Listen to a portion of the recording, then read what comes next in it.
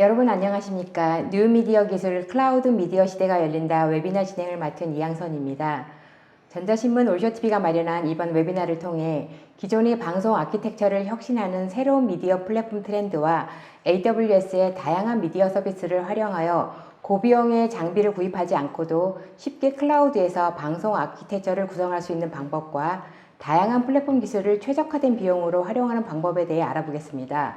오늘 이 자리에는 메가존 클라우드 미디어 비즈팀의 정진호 매니저님, 방상영 매니저님 나와주셨습니다. 안녕하십니까? 예, 안녕하십니까? 안녕하십니까? 메가존 클라우드 미디어 비즈팀 맡고 있는 정진호입니다. 예, 방송 제품 설계하고 또 방송사 컨설팅을 경험으로 메가존 클라우드에 합류해서 미디어 서비스 업무를 하고 있습니다. 아마도 미디어 플랫폼에 대한 워크플로우 부분에서 도움을 많이 드릴 수 있을 것 같습니다. 안녕하세요. 메가존 클라우드 미디어 비즈팀 방상혁입니다. 저는 AWS 미디어 부분 프리세일즈와 고객분들이 클라우드 기반에서 필요로 하시는 서드파티 솔루션을 오퍼링하는 프로덕트 매니저도 함께 겸하고 있습니다. 네, 감사합니다. 이번 웨비나는 약 50분 정도 발표가 진행된 후에 약 10분의 Q&A 시간을 갖도록 하겠습니다. 시청자 여러분들께서는 웨비나가 진행되는 동안 궁금하신 사항은 채팅창으로 질문을 해주시면 됩니다. 보내주신 질문은 강의 진행 후에 선별해서 두 분 매니저님께 질문을 드리고 답변을 듣도록 하겠습니다. 그리고 경품도 있습니다. 웨비나에 참여하시고 설문을 작성해 주신 10분과 좋은 질문을 남겨주신 5분을 추첨해 커피 교환권과 멀티 어댑터를 보내드립니다. 많은 참여 부탁드립니다. 자, 그럼 뉴미디어 기술 클라우드 미디어 시대가 열린다 웨비나를 시작하겠습니다. 저 먼저 정진호 매니저님, 방송하면 대단히 복잡한 기술이 필요한 부분이라고 생각이 드는데요. 요즘은 클라우드 기술이 많이 향상돼서 방송에서도 클라우드를 활용하고 있다는 트렌드가 있는데요. 요즘 방송과 클라우드가 어떻게 상생하고 있는지 설명 부탁드립니다. 예, 알겠습니다. 예, 요즘에 이제 방송 기술도 많이 이제 클라우드화 되고 있고요. 특히 온라인에서 많이 사용하고 있는데, 먼저 장표를 보면서 좀 설명을 드리도록 하겠습니다. 글로벌 트렌드에 대한 주요한 지표인데요. 최근에 이제 온라인에서 많은 트래픽들이 일어나고 있는데, 그거에 대한 80% 정도가 미디어에 대한 트래픽이라고 합니다. 그리고 일례로 최근 들어서 유튜브를 많이 사용하고 계시죠. 유튜브에서의 매월 이용자가 20억이나 된다고 합니다. 그리고 한국에 넷플릭스가 들어왔는데요. 넷플릭스가 들어온 이후에 작년 한 해 동안 2배가 넘는 거의 3배에 준하는 가입자가 증가가 되어서 현재 온라인에서의 미디어 부분들이 이제는 좀 대세가 되어가고 있는 것이 아닌가라고 생각을 하고 있습니다.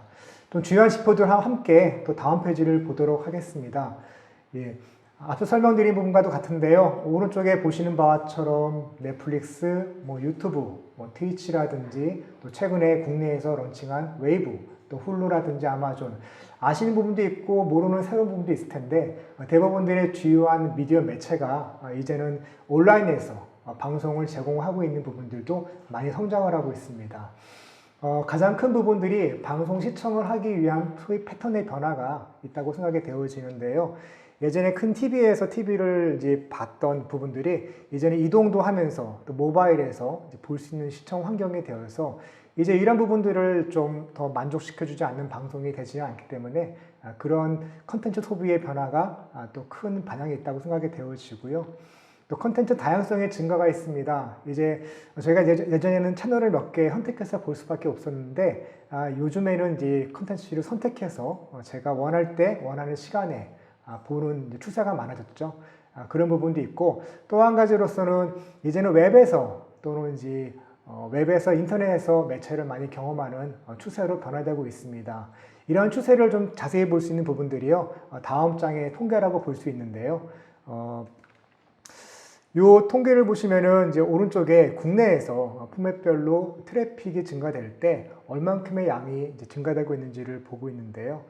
보시면은 아래쪽에 한 80%쯤 되는, 실제로는 70 몇 프로지만 향후에 80% 이상이 될 수 있는 저 부분의 포션이 이제는 미디어 서비스를 보고 있다고 보시면 될 것 같습니다. 인터넷 통해서 모바일에서 또는 여러 매체를 통해서 볼 때 이제 동영상에 대한 니즈가 많아지고 있어서 방송의 이런 부분들을 이제 포함한 서비스를 준비해야 될 것이라고 생각을 하고 있습니다.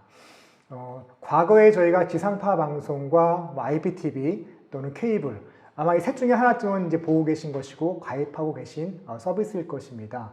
위성 방송도 있을 것이고요.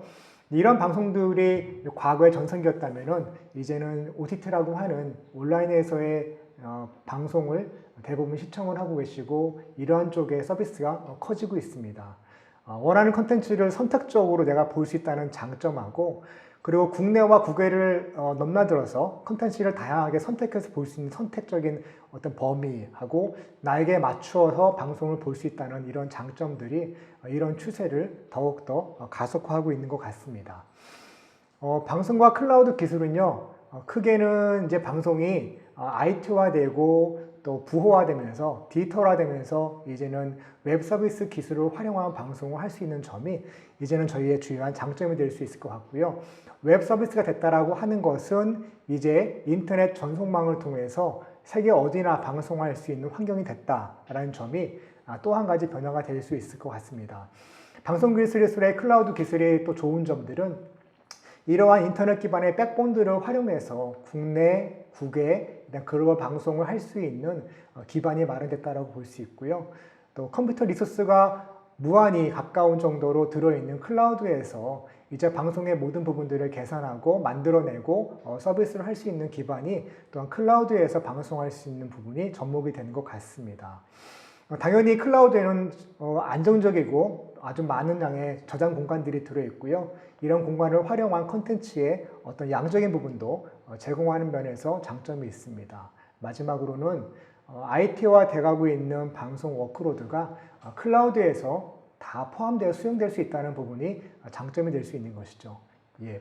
네, 말씀을 들어보니 방송 기술 분야에 클라우드가 생각보다 많이 활용되고 있는 것 같습니다. 보다 더 구체적인 대표적인 사례가 있을까요?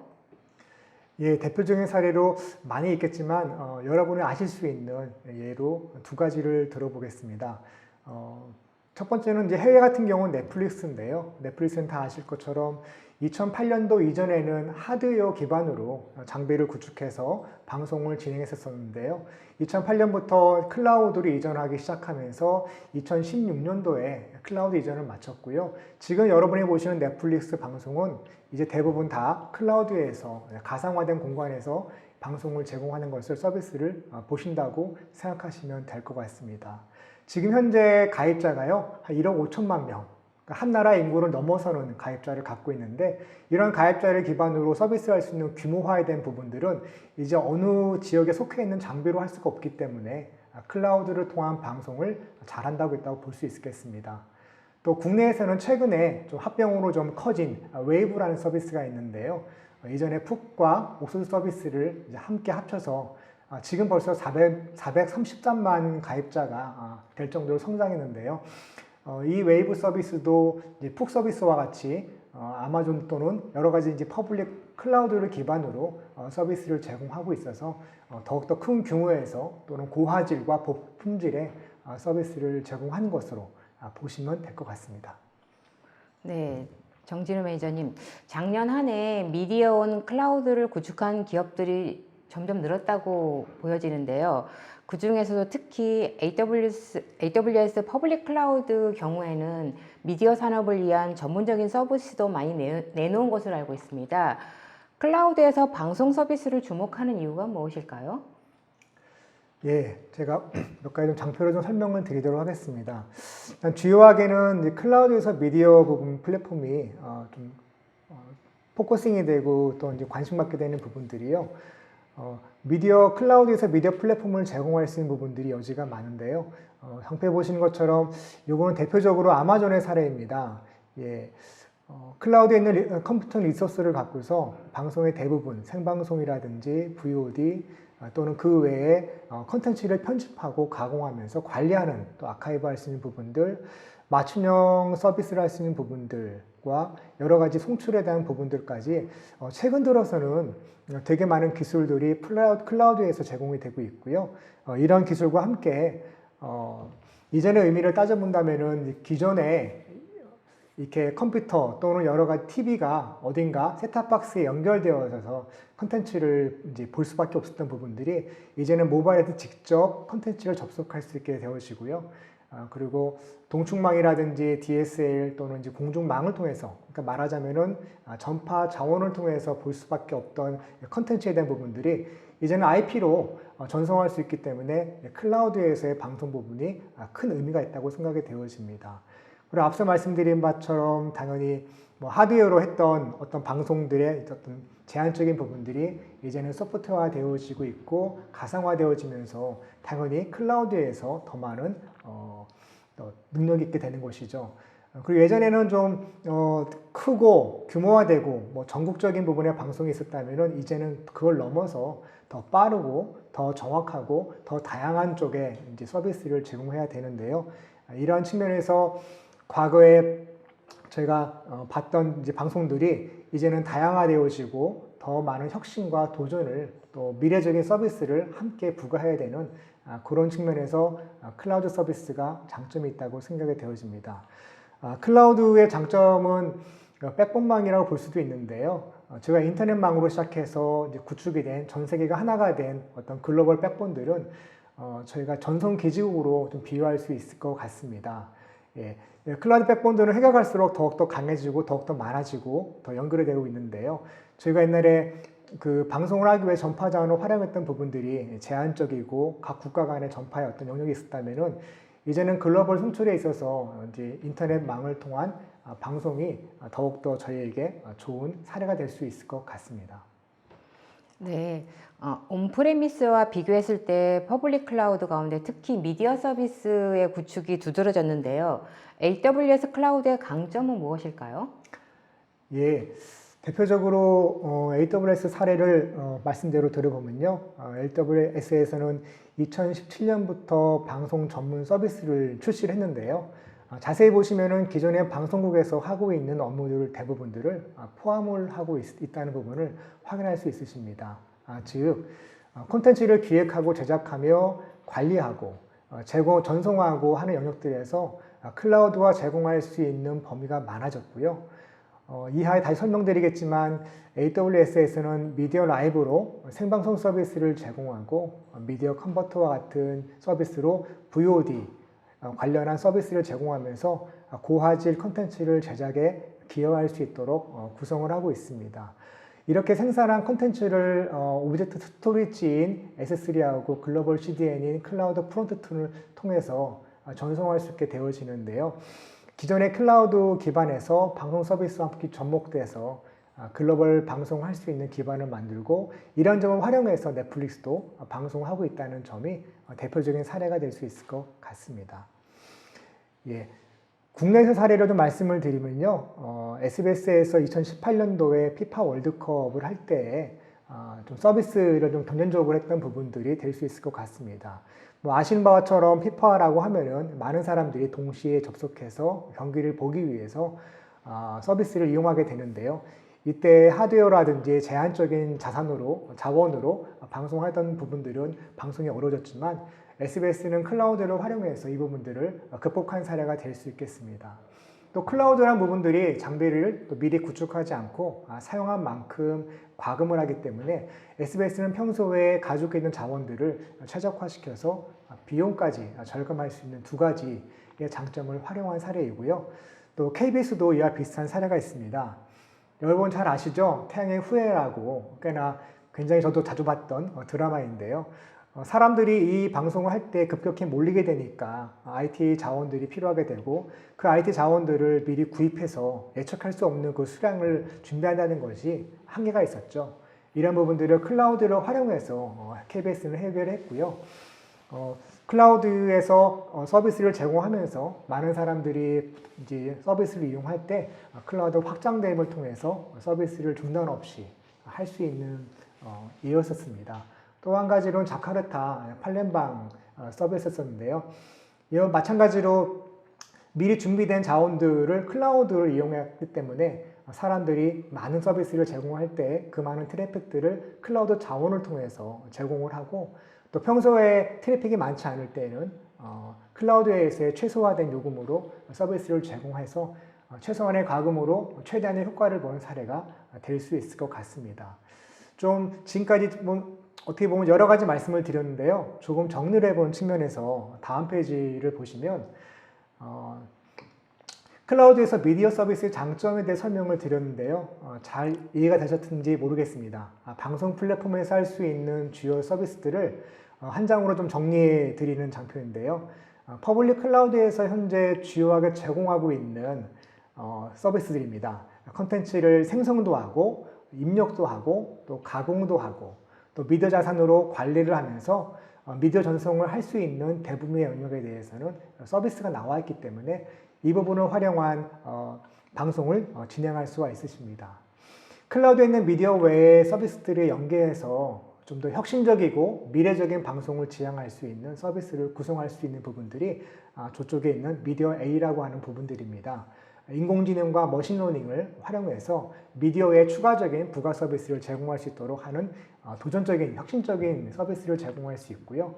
또 글로벌 전송망을 통한 컨텐츠의 전송과 함께 또 컨텐츠 모네티제이션이라고 해서 개인화 서비스라든지 맞춤 서비스를 통해서 수익화할 수 있는 부분까지 처음부터 끝까지를 좀 활용할 수 있도록 준비된 서비스들이 많이 있습니다.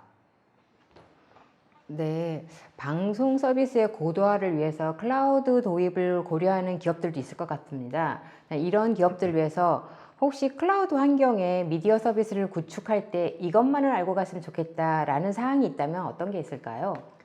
예. 왼편의 사진을 보시면요. 우리가 알고 있는 대부분의 그 방송 기술의 사진을 제가 한 장의 사진으로 좀 만들어 봤습니다.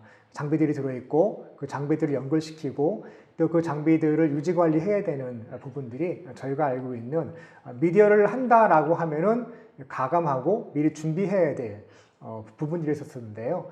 이런 부분들은 비용적으로 또는 기술적으로 또 공간적으로도 많은 준비가 필요한 부분이어서 손쉽게 미디어를 준비하거나 미디어 서비스를 제공한다는 부분들이 쉽지가 않은 거였습니다.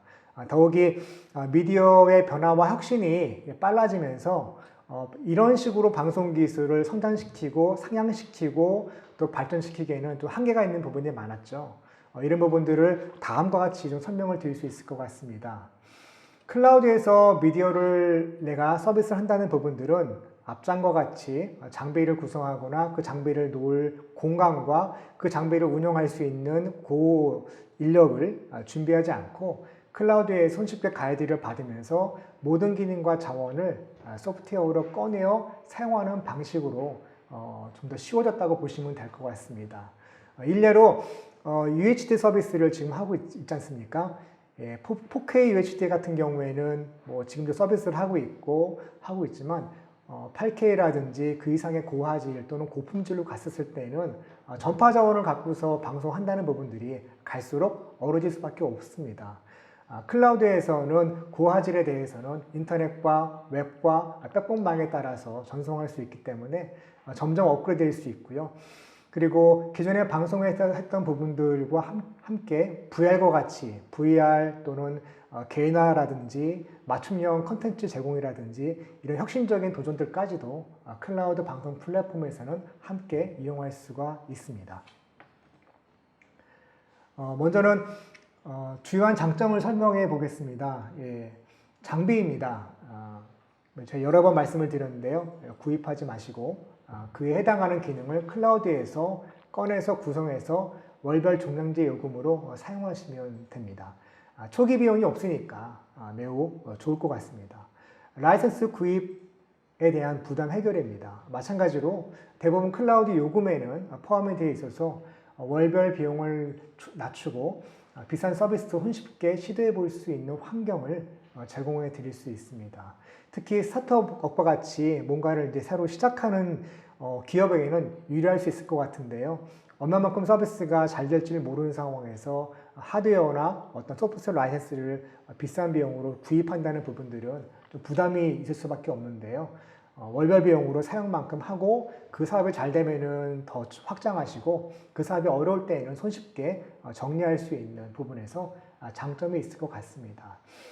당연히 스마트 운영도 가능한데요.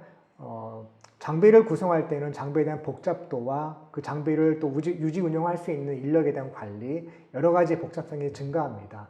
그런 부분들, 특히 보안도 그렇고요. 그런 부분들은 클라우드에 다 맡기고 클라우드 안에서 이런 부분들을 보장을 받으시면서 원하는 기능과 원하는 미디어 서비스만을 구성해서 본연의 업무에 집중할 수 있는 스마트 운영도 함께 볼 수 있을 것 같습니다. 그리고 장비라든지 어떤 프로젝트를 진행할 때는 이제 커다란 프로젝트와 또 어떤 예산과 품위와 이런 부분들이 필요할 텐데요. 그렇게 하지 마시고 클라우드에서 제공되는 서비스를 먼저 간단하게 써보시고요. 그 부분에 대한 가능성을 보시고 새로운 시도와 또 새로운 미디어에 대한 혁신적인 또 진보를 하시면 좋을 것 같습니다. 마지막인데요. 클라우드에서는 이제 컴퓨팅 리소스를 이렇게 모아놨기 때문에 무한에 가까운 방송 자원들을 활용할 수 있으십니다. 제가 하반기에 또 설명을 드리겠지만 뭐 한 방송사에서 채널을 100개, 200개를 활용하신 사례가 클라우드에서 꺼내 사용하는 것은 어렵지 않습니다. 그리고 많은 시간이 드는 것도 아니고요. 100채널을 구성하기 위해서 장비를 구성하려면 얼마나 많은 시간이 소요가 될 수 있을까요? 그렇지 않고 클릭하시고 가이드에 따라서 진행하시면 금방 구성하시고 사용하시고 그 서비스를 할 수가 있으십니다. 이런 부분에서 서비스 장점이 있을 수 있고요. 좀 정리해드리면은 클라우드 서비스 한다는 부분들은 생방송 서비스, 또 VOD 서비스, 전송에 대한 부분과 아카이브, 저장, 스토리지, 그리고 광고를 삽입하고 광고 방송을 맞춤형으로 하는 부분과 편성하시고 송출하는 것, 제작 편집과 당연히 다국어에 대한 자막 오디오, 글로벌 송출, 또 개인화적인 맞춤 서비스 이런 부분들과 마지막으로 미디어에 대한 AI, ML을 활용해서 미래적인 방송의 혁신을 추구할 수 있는 부분까지를 제공드릴 수 있습니다. 대표적인 미래형 서비스를 설명을 좀 드리겠습니다. 이외에 많은 게 있을 수 있는데요. 제가 몇 가지만 좀 설명을 드리도록 하겠습니다. 딥러닝 기반의 추천 서비스가 가능할 수 있고요. 클라우드에서 방송한다는 부분들은 방송을 진행할 때 사용자가 소비하는 패턴을 분석을 해서 개인화에 맞게 분석하고 추천을 서비스를 할 수가 있습니다. 그리고 당연히 다국어 서비스를 할 수 있고요. 방송과 함께 다국어 자막과 다국어 오디오에 대한 부분들을 서비스를 받을 수 있으시고 활용할 수 있으십니다. 그리고 앞서 말씀드린 사용자 패턴을 분석을 통해 가지고 어떤 개인들에 대한 미디어의 추천 서비스와 타겟 광고를 제공할 수 있으시고요. 미디어 분석과 메타데이터 생성을 통해서 여러 가지 부가적인 서비스를 함께 구성할 수가 있으십니다. 마지막으로는 뭐 소셜미디어에 대한 연계 부분들이 좀 더 원활하고 자유롭게 구성할 수가 있게 될 수 있을 것 같습니다. 네, 말씀 잘 들었습니다. 클라우드 하면 단순히 컴퓨터나 저장 공간 등 어떤 인프라적인 측면의 유용함을 생각하고 있었는데요. 방송에서도 활용할 수 있는 서비스들까지 준비되어 있다는 것은 굉장히 편리할 것 같습니다. 그러면 AWS 퍼블릭 클라우드에서는 어떤 미디어 관련 서비스들이 있는지 설명해 주실 수 있으실까요? 네, AWS 클라우드 미디어 서비스는 크게 6가지의 서비스로 구성이 되는데요. 클라우드 미디어 커넥트, 미디어 컨버트, 그리고 미디어 라이브, 패키지, 스토어, 그리고 테일러까지 이렇게 크게 6가지 서비스로 제공이 됩니다. 하나하나 설명을 드리면 미디어 커넥트는 기존의 사용자들이 위성이나 아니면 케이블망을 통해서 해외 서비스 스트리밍을 하는 경우에 위성은 대역폭이 굉장히 작기도 하고 금액도 굉장히 많은데요. 이러한 부분을 해결하기 위해서 AWS 네이티브 백봉망을 이용하는 미디어 커넥트 서비스를 출시를 했고요. 미디어 컨버트는 흔히 사용하시는 파일 트랜스코딩 서비스입니다. 그리고 미디어 라이브는 생방송을 할 수 있는 트랜스코딩 서비스고요.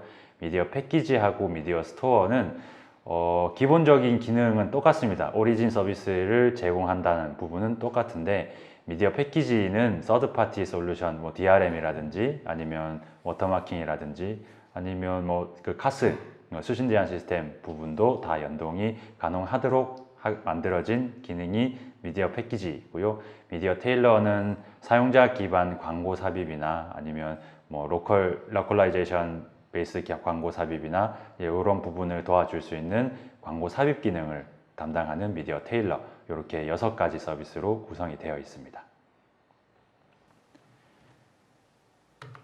간략하게 워크로드를 구성을 보여드리면요. 이제 VOD 같은 경우에 실제로 쓰이는 서비스는 한 3가지 정도가 되는데요. S3, 클라우드 스토리지 S3, 그리고 미디어 컨버트, 그리고 클라우드 스토리지 S3가 다시 이렇게 쓰이고 CDN을 담당하는 클라우드 프론트가 있습니다. S3의 경우에는 기존에 사용하시던 파일 트랜스코딩 기반으로 똑같이 사용하시면 되는 부분인데요.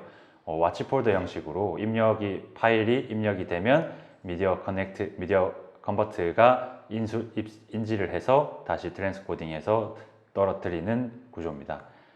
유즈 케이스를 보시면 사용자가 파일 포맷 MP4나 MOV나 기존에 사용하시던 AVI나 많은 AWS 미디어 컨버트에서 제공하는 입력 포맷으로 S3에 업로드를 하면 람다라는 서비스가 그 부분을 인지를 해서 미디어 컨버트 쪽으로 띄워주게 됩니다.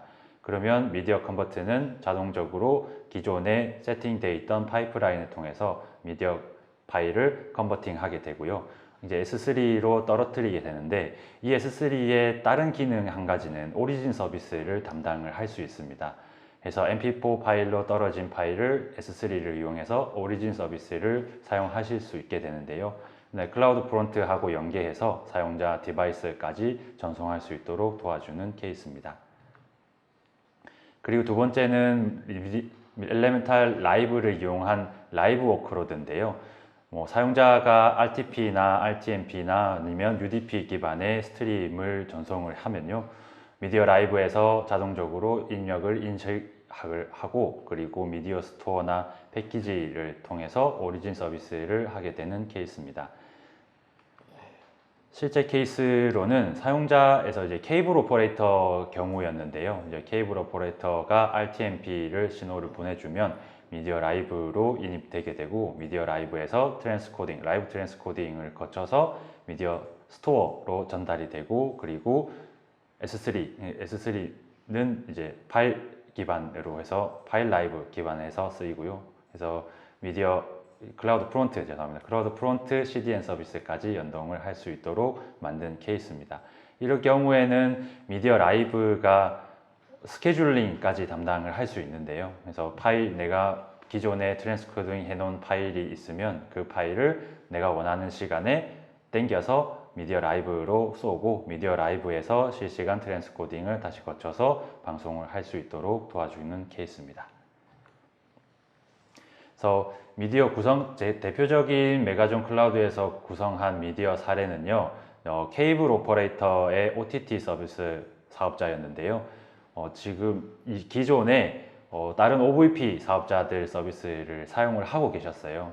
근데 어려움은 오래 되기도 했고 그리고 새로운 서비스가 나오면 이제 사용자 요구에 맞게 변화할 수 있어야 되는데 그러한 부분이 조금 어렵고 그리고 사용 금액이라든지 이런 부분이 다양하게 문제가 있어서 AWS로 구성을 한 케이스인데요. 그래서 AWS 서비스는 보시는 바와 같이 S3 그리고 람다, 미디어 라이브, 미디어 컨버트 이렇게 사용이 되게 됐습니다. 그래서 클라우드 53이라는 서비스도 같이 사용했는데요. 이제 라우트 53입니다. 이 라우트 53은 도메인 서비스를 제공을 하는 서비스입니다. 그래서 클라우드 프론트 연계해서 해당이 사용자가 원하는 도메인으로 해서 입혀서 플레이어 단까지 접속할 수 있게 만들어주는 서비스고요. 그래서 라이브 채널이 94채널 정도 되고 이제 파일 라이브가 30채널 정도 되는데 이제 서비스를 위한 웨바스나 미디어 부분 AWS 이전은 이제 고객분하고 저희하고 같이 준비한 부분이고 이제 프론트엔드 부분은 고객분이 따로 개발을 한 케이스입니다. 그래서 클라우드 리소스를 이용을 해서 이렇게 130채널 넘는 재전송 헤드엔드를 구성을 했고요. 247 방송 운영 서비스를 이용을 하면서 최적화된 가금과 운영 그리고 유지 보수까지 제공을 한 케이스입니다. 그래서 이런 케이스의 경우에 저희가 구성을 하는데 한 1년 정도 걸렸는데요. 이제 시스템 설계에 5개월 그리고 개발에 5개월. 이 개발은 이제 고객분들이 AWS 네이티브 API를 학습을 하시고 그리고 프론트엔드 단까지 입히는데 이제 5개월 정도 걸렸고요. 채널을 지금은 130채널 정도 운영을 하고 계신 상황입니다. 그래서 굉장히 인상적인 부분은 안정화 부분이 굉장히 짧게 걸렸는데요. 저희가 기존에 이제 온프레미스 기반의 장비로 하면 이 안정화 기간이 굉장히 많이 잡아야 됩니다. 적어도 2, 3개월 정도는 걸리는데요. 뭐 네트워크 정합이라든지 아니면 이기종 간의 프로토콜 정합이라든지 아니면은 뭐 플레이어 단의 또 정합이라든지 이런 굉장히 많은 정합성들을 고려를 해야 되는데요. 이제 이 모든 서비스가 AWS 클라우드 기반으로 제공이 되다 보니까 안정화에 대한 기간을 상당히 줄일 수 있었고요. 그래서 또 모든 기간은 또 비용하고 또 비례하기 때문에 안정화 기간을 줄임으로써 그리고 그거에 들어가는 비용을 또 다른 서비스로 사용할 수 있도록 하는 장점까지 저희가 얻었습니다. 네. 네, 말씀 감사합니다. 방사영 매니저님. 앞서 정진호 매니저님께서 말씀해 주셨던 AWS 클라우드 미디어 서비스 구축에서 그렇다면 메가존 클라우드가 갖고 있는 강점은 무엇입니까? 네, 메가존 클라우드의 기술의 장점이라면 이제 그 말씀을 드리기 전에 AWS 미디어를 사용하는 방법에 대해서 말씀을 드려야 될 것 같아요. 그래서 AWS 미디어를 사용하는 방법은 크게 두 가지가 있는데요. AWS 네이티브 API를 사용하는 방법이 하나가 있고요. 그리고 저희가 자체적으로 AWS 네이티브 미디어 서비스를 커버드해서 만든 솔루션 기반의 서비스가 있는데요. 이렇게 크게 두 가지를 이용을 하시는 케이스 중에 첫 번째 케이스는 저희가 AWS 네이티브 API로 구성한 케이스입니다. 그래서 요 고객 같은 경우는 이제 저희가 풀 방식으로 이제 라이브 서비스를 풀 방식으로 제공했던 케이스인데요. 교육 쪽의 MCN 서비스를 런칭을 하고 싶으셨어요. 그런데 다른 SaaS 기반의 클라우드 솔루션을 또 사용을 하고 계셨는데 그 비용이 엄청나고 그리고 SaaS가 어차피 올라가도 EC2 인스턴스 위에 올라가기 때문에 그것 또한 서버라고 볼 수 있습니다. 그래서 뭐 이슈 포인트가 또 많이 발생을 할 수 있고 그리고 제일 중요한 건 가격이기 때문에 네, 가격 고려를 많이 하셔서 AWS 네이티브 서비스로 사용하시기로 결정을 하시고 저희가 이제 아키텍트를 구성을 하고 그리고 뭐 람다나 다른 서비스 연계 부분을 저희가 도와드린 부분인데요. 이제 그 부분은 그러한 컨설팅이나 구축을 통해서 비용을 상당히 절감을 할 수 있었고요. 그리고 사용자가 언제 어디서 들어오든 그리고 언제 어디서 나가든 라이브나 그 라이브 된 서비스를 VOD화 하는 데까지 다 모두 구성을 해드린 케이스였습니다. 이렇게 AWS 네이티브 서비스로 구성을 하시면 당연히 EC2 인스턴스나 그런 들어간 부분이 없기 때문에 서버리스로 아키텍처가 구성이 되고요. 그 서버리스 아키텍처 기반으로 해서 모든 이슈 포인트를 조금 줄일 수 있는 그런 장점까지 가지고 왔습니다. 그래서 저희 이제 클라우드 미디어 사업팀에서 하는 일은 이제 클라우드 기반 방송 서비스 구조를 구축을 해드리는 일인데요. 크게는 그래서 AWS 미디어 서비스를 네이티브 서비스로 구성을 해드리고 고객분들이 사업을 하시는데 미디어만 사업을 하시는 부분은 뭐 대한민국에 그렇게 많지 않잖아요. 그래서 큰 사업을 하시는데 미디어 내가 뭐 방송을 하는 조금 부분도 있고 그러한 회사들은 이 딱 담당된 미디어 개발자 분들이 없기 때문에 클라우드 서비스 사용을 할 때 상당히 고민이 많으셨어요. 그래서 이제 어떻게 AWS로 들어가고 람다나 아니면 다른 서비스를 어떻게 붙여야 되는가. 실제로 AWS에서 이제 이야기하기는 서비스를 레고 블록처럼 이렇게 쌓아서 내가 원하는 형태를 만들면 됩니다 라고 말씀을 하시는데 근데 레고 블록이긴 한데 그 레고 블록 사이에 들어가는 뭐 일정한 나사나 아니면 뭐 기름칠도 좀 해야 되고 이제 그런 부분은 고객분들이 또 알아서 구축을 하셔야 되는 부분이기 때문에 그러한 부분에 대해서 되게 어려움이 많으셨는데 저희가 네이티브 서비스를 제공을 하고 그리고 API도 같이 구성을 해드리고 람다 서비스나 아니면 다른 DB를 사용하시는 경우에 다이나모 DB나 아니면 다른 서비스를 연계하는 아키텍처까지 다 같이 그려드려서 상당히 만족을 하셨던 고객들이 많습니다. 그래서 그렇게 도와드리는 게 저희 미디어 사업팀의 큰 역할입니다. 그래서 클라우드 방송의 플랫폼의 협력 체계는 지금 보시는 것과 같은데요. 네, 생방송 서비스도 있고 채널 편성 아니면 VOD 서비스나 콘텐츠 관리 아니면 미디어 인텔리전스라고 해서 뭐 AI 기능을 다 같이 탑재를 할 수 있고 이런 AWS에서 제공하는 모든 네이티브 서비스를 다 미디어에 넣을 수 있게끔 도와드리는 게 저희가 있는 이제 제일 큰 목적이고요. 그리고 퍼블릭 클라우드의 기술 전수 그리고 네이티브 RESTful API를 사용하시는 부분에 대한 또 그런 부분도 기술 전수를 해드리고 최신 기술과 SDK 적용도 같이 도와드립니다. 그리고 끝으로 이제 미디어를 구축을 하고 나면 제일 걱정이 되는 게 MSP 부분이에요. 이걸 나는 미디어를 잘 모르는데 어떻게 운영을 하고 관리를 해야 되나 해서 이제 그런 부분까지 저희가 조금 일정 부분 도와드릴 수 있게끔 하는 게 저희가 이제 협력을 하는 구성이 되겠습니다. 네, 많은 기술 서비스가 클라우드에서 제공이 되고 있긴 하지만 그 기술을 원활하게, 그러니까 그 클라우드를 도입한 기업이 그 기술을 원활하게 활용하기까지는 많은 도움이 필요할 것 같습니다.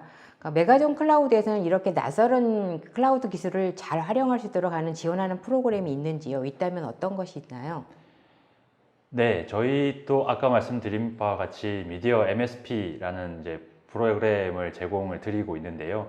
이제 크게는 엘레멘탈 미디어 서비스를 커버를 해드리고 그리고 말씀드린 람다 저희가 구현해드리는 아니면 예제를 드리는 람다 펑션 부분이고 그리고 이제 미디어 부분에서 사용하는 고유화된 API들이 또 있습니다. 이제 그러한 API들을 또 어떻게 이용을 할 수 있을지 가이드를 드리고 실제로 SDK 업데이트도 드리는데 이제 AWS 미디어의 경우에는 컨텐츠 이제 미디어 서비스가 업데이트가 굉장히 빈번하고 활발하게 일어나고 있습니다. 그래서 AWS의 기본 모태가 이제 고객 집착이기 때문에 고객들이 원하는 기능들을 올려주면 그만큼 피드백을 받아서 고객들이 원하는 기능을 런칭할 수 있게끔 도와주는 게 AWS의 주 역할인데요.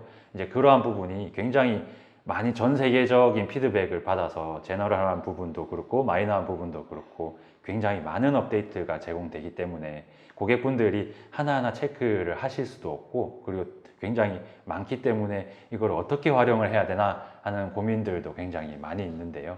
이제 그런 고민들을 저희도 같이 업데이트를 받고 고객분들에게 필요한 부분은 저희가 제공을 해드리는 부분까지 저희 이제 MSP 역할까지 들어가 있습니다. 그래서 정리해드리면 AWS 고유 기능으로 설계를 하고 이제 전담 관리를 통해서 비용이나 아니면 뭐 유지보수 인력의 최적화로 드리고 그리고 꾸준한 업그레이드, AWS에서 나오는 업데이트를 주기적으로 저희가 받아서 고객분들께 필요한 기능이 있으면 업데이트도 드리고요. 최신 구성을 유지를 해드리고 그리고 선도적인 기술, AWS에서 이만큼 발전하는 그런 업데이트들을 굉장히 많이 따라서 이제 최신 기술을 활용할 수 있게끔 지원해 드립니다. 그래서 미디어 MSP는 크게 4가지 정도로 나눠질 수 있을 것 같은데요. 이제 레벨 1은 그냥 엘레멘탈 서비스, 콘솔 기반으로 해서 엘레멘탈 서비스를 이용을 하는 부분이 레벨 1이 될 것 같고요. 두 번째는 단위별 기능 자동화, 이제 파일 트랜스코딩 부분에서 이제 S3에 파일이 들어오면 자동으로 람다가 인지를 해서 컨버트 돌리는 그런 단순화된 단위 기능의 자동화가 두 번째가 되겠고 세 번째는 단위 기능의 최적 설계가 있습니다. 이 자동화하고는 조금 다른 부분이 있는데 이 최적화된 설계를 하기 위해서는 미디어에 대한 전체적인 아키텍처를 그리고 그 아키텍처 부분에 들어갈 람다 펑션이나 아니면 다른 서비스 뭐 클라우드 와치나 아니면 클라우드 트레일이나 뭐 그런 다이나모 DB나 이제 많은 서비스 네이티브 서비스들이 있는데요. 이제 그런 부분을 복잡한 구성을 저희가 설계를 같이 도와드리는 부분이 세 번째 부분이고요. 네 번째 부분은 AWS 리소스 연계 부분인데요. 이제 네이티브 서비스가 굉장히 많습니다. AWS는 지금 120여 개가 넘는 서비스가 있는데요. 그 부분 중에 저희가 지금은 한 서비스가 이제 레코그니션이라고 AR/ML 부분 중에 하나인데 뭐 영상 기반해서 뭐 유명인사 인식이나 페이스 디텍팅 아니면 객체 인식 같은 부분도 같이 적용을 할 수 있는데요. 그러한 부분은 미디어 산업에서 충분히 활용될 수 있는 부분이기 때문에 그러한 걸 어떻게 사용을 하실지 그리고 사용을 하면서 어떻게 구성을 하고 이걸 유지보수를 어떻게 해야 될지 저희가 컨설팅 드리는 부분까지 저희 미디어 MSP의 업무 활동 부분이기 되겠습니다. 네, 서비스 소개 잘 들었습니다. 그리고 기업들이 좀 더 편하게 미디어를 활용하려면은 메가존 클라우드에서 어떤 서비스가 필요할 것 같은데요. 메가존 서비스에서 그런 서비스를 구성하신 것 같은데 어떤 서비스인지 소개 부탁드립니다. 네, 메가존 클라우드에서 자체로 구축한 미디어 솔루션이 있는데요. 이 미디어 솔루션은 앞서 말씀드린 AWS 네이티브 서비스를 모두 포함하고 AWS 네이티브 서비스를 활용을 해서 채널을 하나만이라도 런칭을 하고 싶으시면 AWS 기본적으로 설명을 드리면 미디어 라이브 콘솔을 들어가셔야 되고요. 그리고 오리진 서비스를 하는 서비스를 들어가셔야 되고 그리고 클라우드 프론트 쪽도 들어가셔야 되고 기본적으로 콘솔 창을 3개 이상을 띄우고 그리고 내가 이전에 어떤 세팅을 했는지 왔다 갔다 하면서 보실 수 있어야지 이제 하나의 채널 하나 아니면 10개의 채널을 무조건 채널을 하나라도 구성을 하면 그러한 콘솔 창들을 모두 다 들어가고 기억을 하고 있어야 되는 굉장히 어려운 부분이 있었는데 그러한 부분을 AWS 네이티브 솔루션 모두 다 기능을 포함한 이제 커버드 솔루션이라고 이야기하는데요.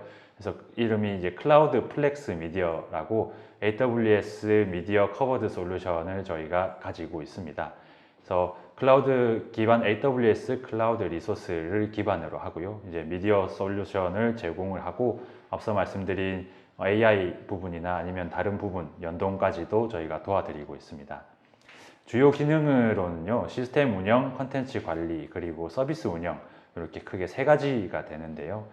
시스템 운영은 사용자 관리, 로그인이나 아니면 가입, 탈퇴, 아니면 권한 관리라는 부분까지가 되겠고 컨텐츠 관리는 내가 지금 사용하고 있는 부분, 얼마나 어느 서비스를 얼만큼 사용했는지, 그리고 사용자가 얼마나 인입됐는지, 그리고 어떤 컨텐츠가 사용자가 많이 봤는지 그러한 부분을 제공하는 통계 모니터링 부분, 그리고 편성, 앞서 말씀드린 그 미디어 라이브를 이용해서 채널 편성을 하실 수 있는데 이제 그 채널 편성 기능을 똑같이 가져와서 이제 UI를 입혀서 굉장히 쉽게 사용하실 수 있게끔 만들어 드리는 기능이 있고요. 그리고 AI 기능을 이용을 해서 사용자가 영상을 올리면 영상을 인식해서 메타데이터, 로 데이터를 같이 뽑아주는 기능도 제공을 하고 있습니다.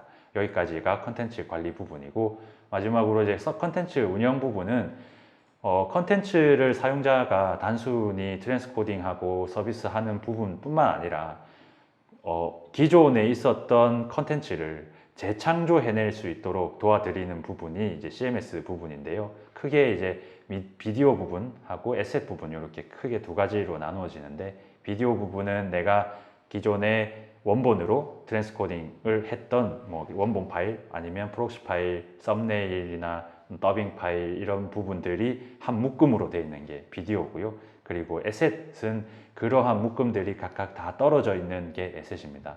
그래서 이런 각각의 에셋들을 묶어서 새로운 컨텐츠를 재창조할 수 있게끔 도와드리는 서비스가 되겠습니다. 네, 잘 들었습니다. 흔히 온라인 미디어 서비스를 OVP라고 부르는데요. 일반적인 OVP와 메가존 클라우드 같이 클라우드를 바탕으로 하는 OVP는 어떻게 다른가요?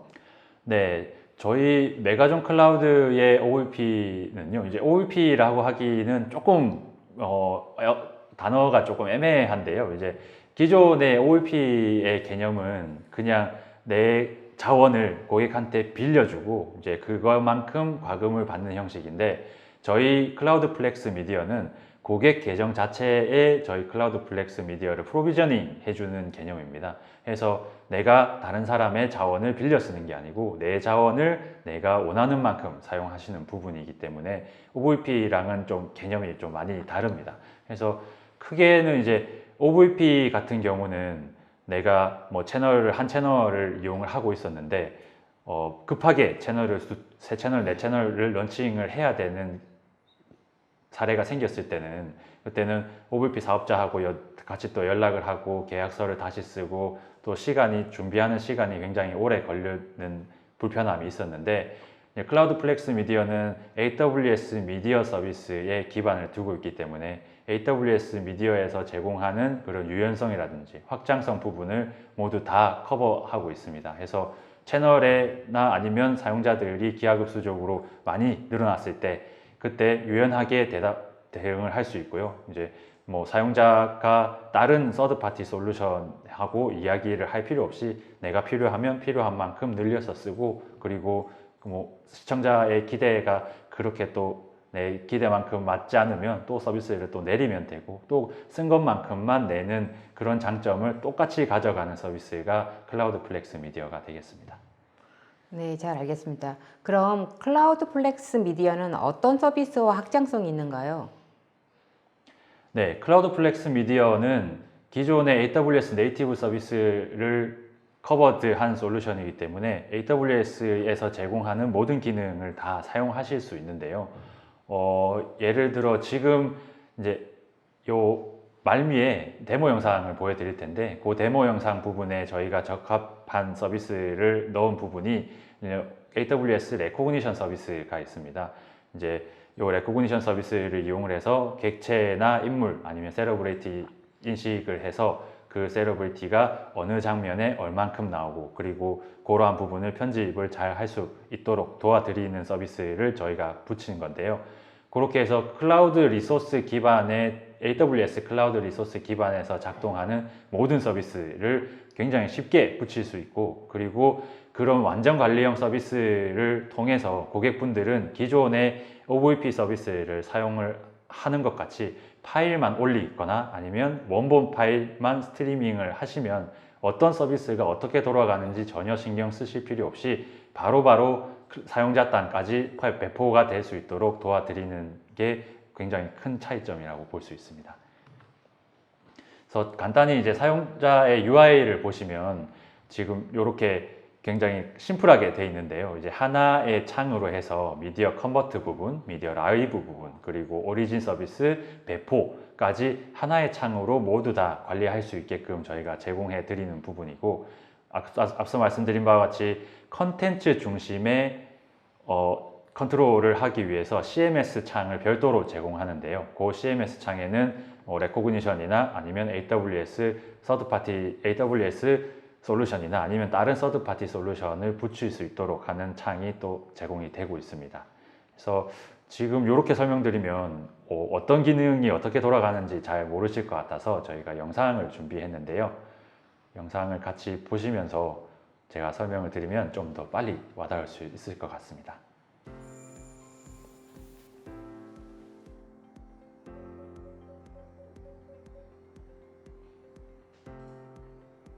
AWS covered solution. 첫 번째로 파일 트랜스코딩 부분입니다. 통합 관리로 해서 콘솔 로그인을 진행을 하시면 이 화면과 같은 화면을 보이는데요. 내 PC에서 파일을 끌어오거나 아니면 스토리지 S3 저장소에서 파일을 주소를 입력해서 파일을 당겨오거나 여러 가지 형태로 사용을 하실 수 있습니다. 그리고 내가 미리 저장해 놓은 카테고리를 지정을 하실 수 있고요. 태그 기반 검색도 지원을 함으로써 태그를 여러 개 넣으시면 나중에 영상을 찾는 데 도움을 드릴 수 있고요. 어떤 창으로 가든 어떤 페이지로 가든 내가 현재 돌아가고 있는 서비스 잡을 확인하실 수 있고요. 그리고 트랜스코딩 후에 비디오 에셋이 생성이 되고 그 비디오 에셋을 태그 기반으로 지금 검색을 한 상황입니다. 그래서 태그가 제가 골프를 넣었었는데 골프 영상이 나오고요. 그 골프 영상을 클릭을 하면 디테일한 화면이 보여집니다. 그리고 라이브 스트리밍 서비스 부분입니다. 라이브는 기존의 AWS 미디어 라이브를 사용을 해보신 분이면 더 빨리 사용을 하실 수 있을 것 같은데요. AWS 미디어 라이브랑 같은 형식으로 제공이 되고요. 일단 입력을 만들고 스케줄링 부분은 미디어 라이브 부분에 스케줄링을 넣는 거는 되게 굉장히 좀 복잡한 부분이 있는데 저희는 UI를 제공을 함으로써 드래그 앤 드롭으로 굉장히 쉽게 편성을 하실 수 있습니다. 편성 채널을 만들고 그리고 라이브 채널을 만들게 되는데요.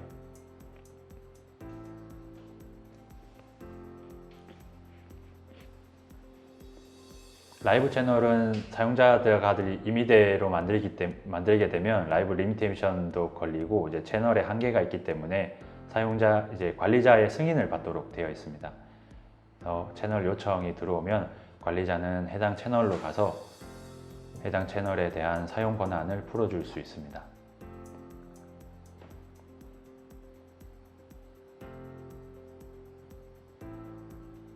그래서 라이브 스트림을 확인하는 화면이고요. QR코드로 스캔을 하면 모바일에서 바로 확인을 할 수 있습니다. 안드로이드나 iOS나 모두 다 확인이 가능하고요. 그래서 이 부분은 이제 방송을 하는 이제 컨셉추얼한 부분을 저희가 보여드리는 부분인데 이제 입력 주소가 나오면 OBS나 아니면 뭐 트랜스코딩, 인코딩 장비에 미디어 라이브 입력 주소를 넣게 되고요.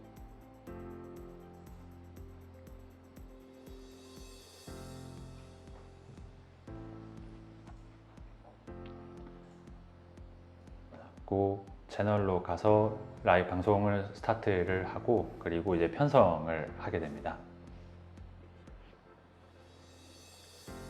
내가 기존에 트랜스코딩 했던 영상이 있으면 이제 드래그 앤 드롭으로 해서 이전 방송 이전 광고나 아니면 방송 이후 광고를 삽입하실 수 있고요. 그 시간에 이어서 라이브 스트리밍을 편성을 하시면 광고가 끝나고 바로 라이브 스트리밍이 전송되도록 구성이 되어 있습니다. 그래서 이 라이브 스트리밍은 일 단위나 아니면 주 단위, 월 단위로 반복이 가능하고요. 뭐 월 단위 편성이나 아니면 주 단위 편성이 가능하도록 구성을 했습니다.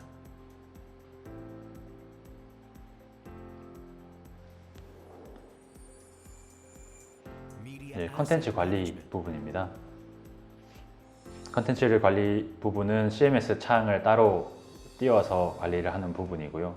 이 부분은 이제 이름 기반으로 해서 검색을 한 부분입니다. 영상을 확인하실 수 있고 영상에 대한 디테일, 메타데이터나 더빙 파일 부분을 확인하실 수 있습니다.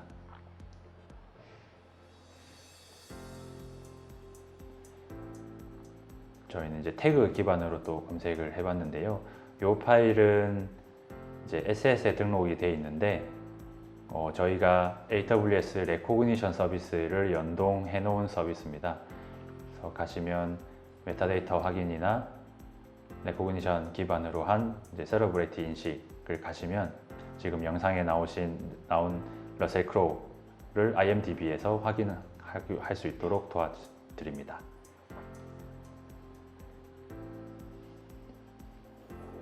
그리고 끝으로 사용자의 사용 통계나 이제 현재 상태를 확인할 수 있는 대시보드 기능인데요. 대시보드를 통해서 현재 상태나 아니면 라이브 화면을 확인하실 수 있고 월 사용량도 확인을 같이 하실 수 있습니다.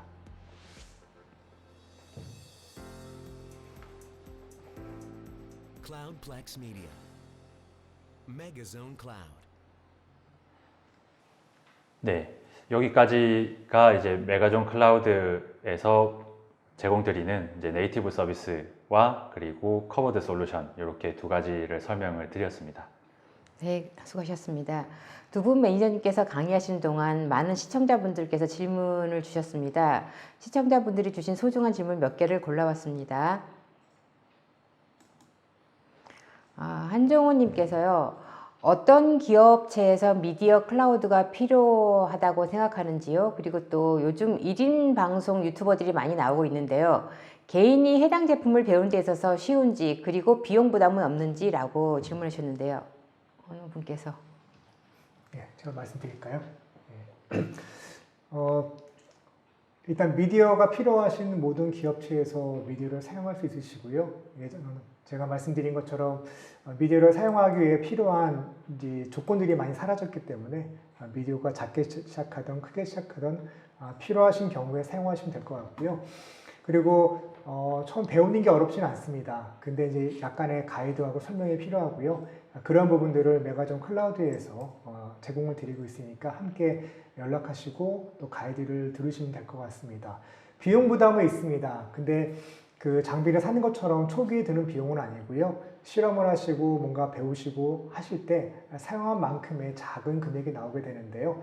전기세처럼 쓰신다고 생각하시면 될 것 같습니다. 비용이 크진 않지만 비용이 있다는 점 좀 유의하시기 바라겠습니다. 네, 박우일님께서 질문을 주셨는데요. 미디어 커머스를 하려고 할 때 유튜브가 아닌 클라우드 플랫폼을 활용해 컨텐츠를 보여준다면 어떤 장단점이 있을까요? 라고 질문해 주셨습니다.